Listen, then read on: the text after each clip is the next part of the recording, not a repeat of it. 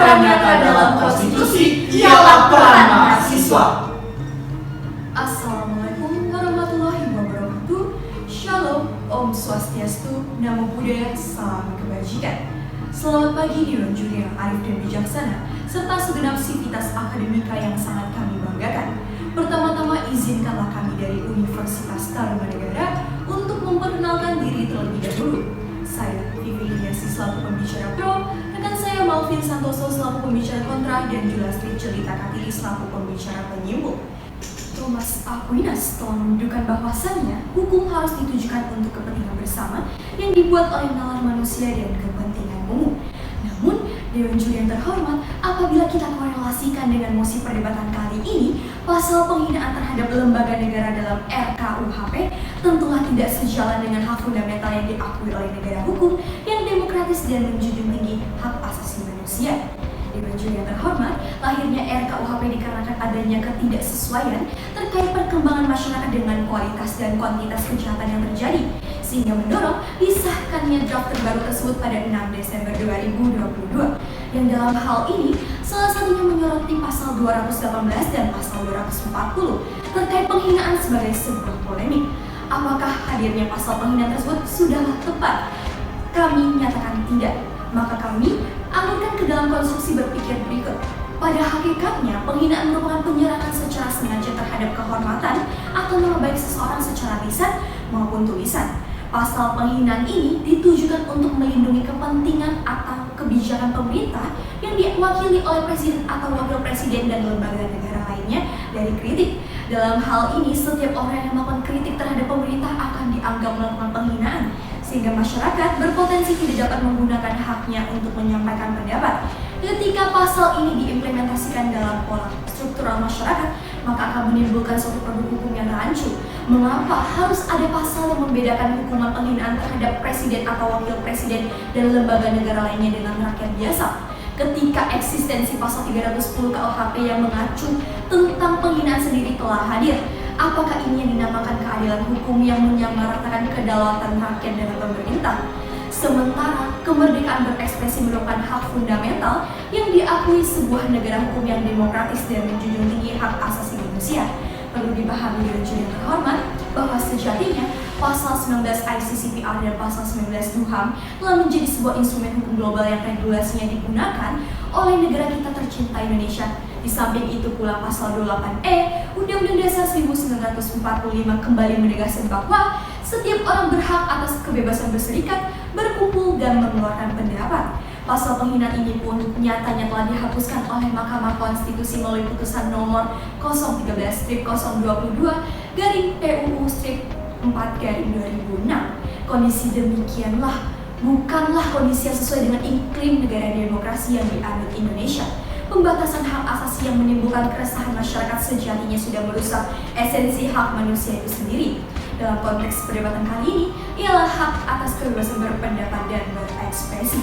Dalam sistem presidensial, jalannya pemerintah yang dipimpin oleh presiden atau wakil presiden dan lembaga negara lainnya tidak terlepas dari adanya kritik dan protes masyarakat, sehingga apabila pasal penghinaan terhadap lembaga negara diberlakukan, maka akan sulit untuk menjustifikasi kritik atau ketidakpuasan masyarakat terhadap kinerja lembaga negara. Sebab, meski telah dirumuskan sebagai delik aduan, tidak ada pembatasan yang tegas terkait tindakan apa yang dapat diklasifikasikan sebagai bentuk penghinaan.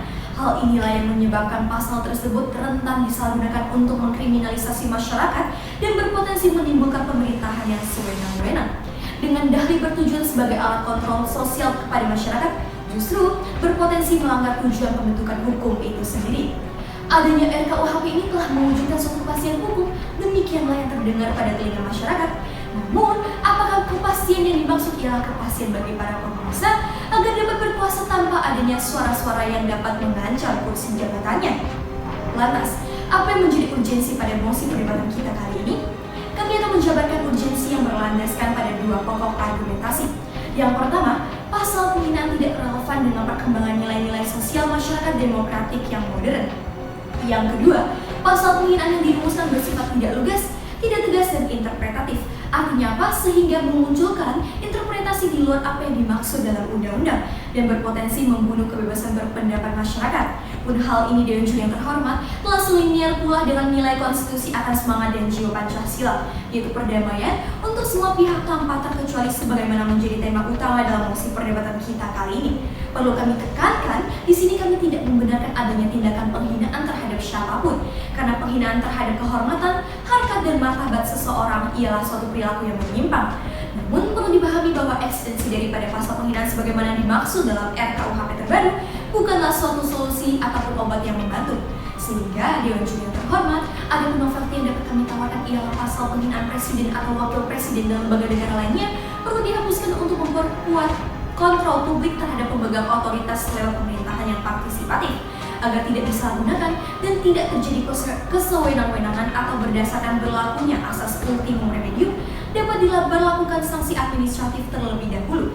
John Locke dalam bukunya yang berjudul Second Justice of Government pernah mengatakan kebijaksanaan soal membuat hukum tidak hanya terdiri dari landasan keadilan, tetapi juga penerapannya yang mempertimbangkan dengan cara apa hukum harus mendapatkan kepastian. Dewan Juri terhormat, parsialitas pemerhati hukum serta kolega berpikir kami dari Pro. Pemerintah dan lembaga negara sudah menerima banyak penyerangan verbal yang tidak lagi dapat dikategorikan sebagai bentuk kritik yang membangun. Urgensi implementasi pasal ini di Indonesia pun muncul oleh hadirnya berbagai bentuk kasus penyerangan harkat martabat pemerintah dan lembaga negara kita yang meski sudah mengalihkan bukan moralnya dan dimaafkan, tetap saja tidak memberikan efek jera yang nyata.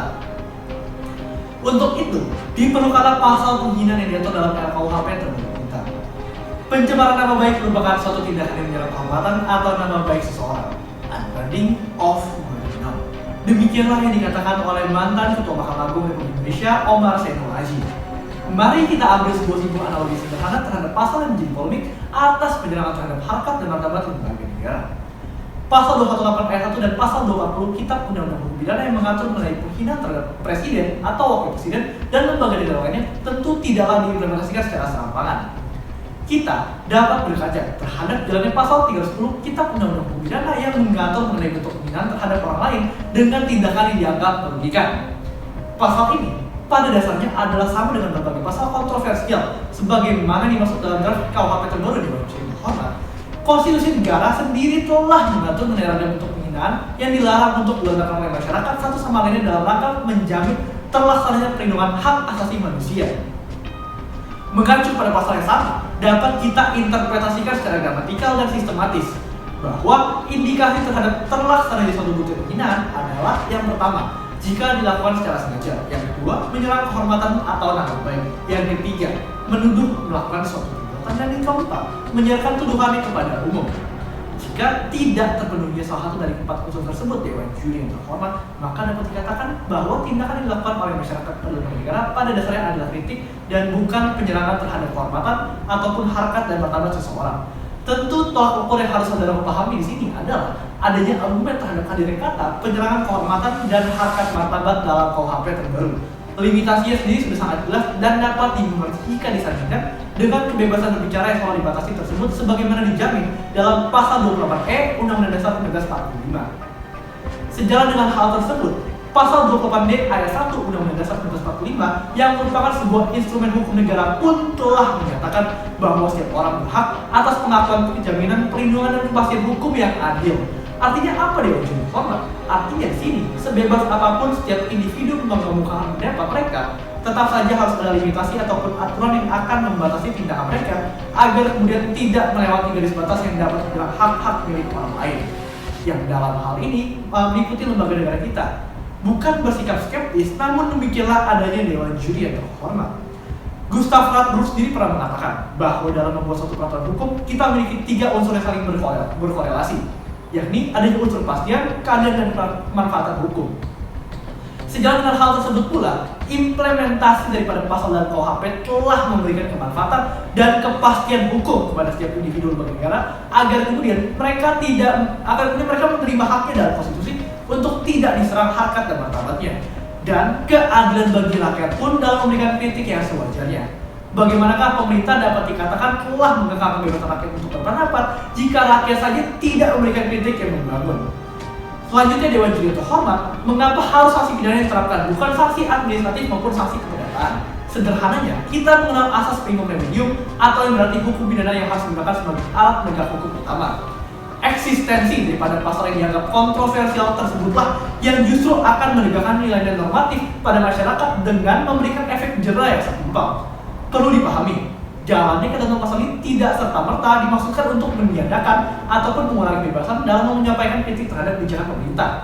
Penghinaan pada hakikatnya merupakan perbuatan yang sangat tercela jika dilihat dari aspek manapun dan menyalahi nilai-nilai kemanusiaan ataupun human value. Bagaimanapun juga, perlu kita ingat esensinya, jika seorang presiden atau wakil presiden dan lembaga negara lainnya tetaplah seorang manusia dijamin haknya dalam konstitusi negara dan deklarasi hak asasi manusia universal. Tidak dapat dikurangi, tidak dapat ditambahkan, dan tidak dapat dijatuhkan dari segi manapun.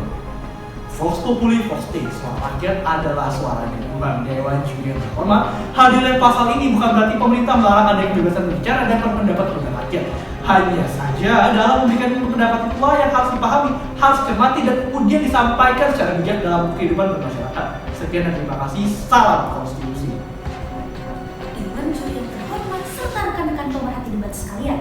Dalam perdebatan kali ini, rekanku dari pembicara pro dan kontra telah sangat baik membangun konstruksi berpikir yang kritis terhadap emosi dan sejatinya sama-sama menginginkan tercapainya kesejahteraan rakyat yang setinggi-tingginya.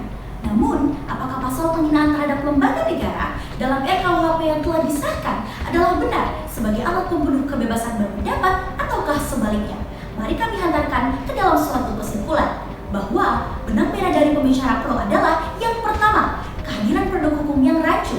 Mengapa demikian? Sebab pasal 310 KUHP telah mengatur terkait penghinaan sehingga seharusnya memiliki kesetaraan kedudukan antara masyarakat dengan pemerintah.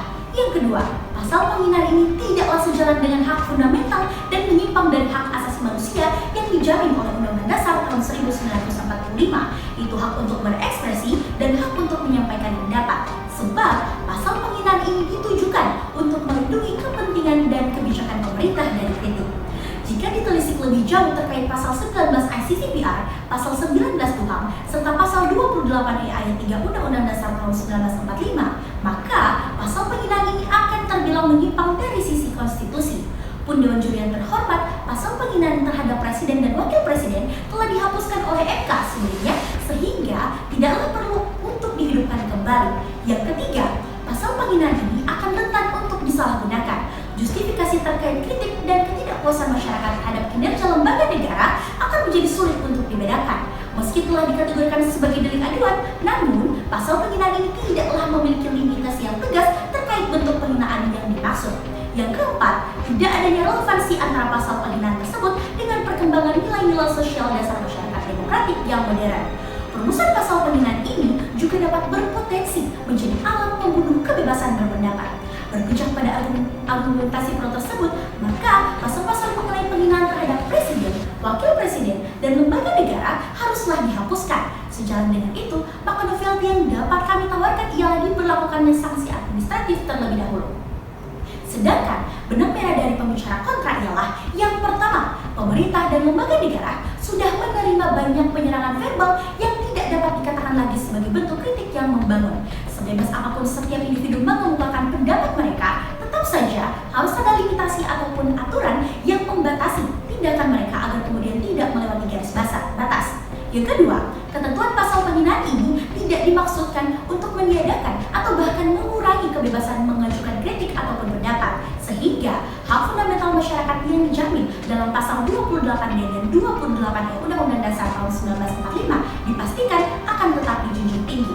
Yang ketiga, berkaitan dengan asas primum remedium, yang berarti hukum pidana yang harus digunakan sebagai alat penegak hukum utama. Pada hakikatnya, penghinaan merupakan perbuatan yang sangat tercela dan menyalahi nilai-nilai kemanusiaan, sehingga untuk memberikan efek jera terhadap pelaku tindakan penghinaan, hanya sanksi pidanalah yang setimpal. Sejalan dengan argumentasi tersebut, maka pasal penghinaan ini perlu dipertahankan dalam RKUHP yang telah disahkan. Namun, harus ada ketentuan yang mengatur agar pasal tersebut tidak mudah disalahgunakan, yaitu dengan memperjelas limitasi terkait penghinaan tersebut. Dewan Julian terhormat, sejatinya benang merah baik dari pro maupun kontra adalah baik adanya. Keduanya sama-sama memiliki cita mulia demi terlaksananya hak fundamental yang dijamin dalam Undang-Undang Dasar tahun 1945. Namun, dengan adanya argumen yang komprehensif dari kedua sisi, maka solusi yang kami hadirkan ialah disediakannya ruang oleh pemerintah untuk menampung dan menyalurkan aspirasi masyarakat agar sekiranya KUHP ini dapat lebih dipelajari, dipahami, serta dikritisi secara bersama. Sekian dan terima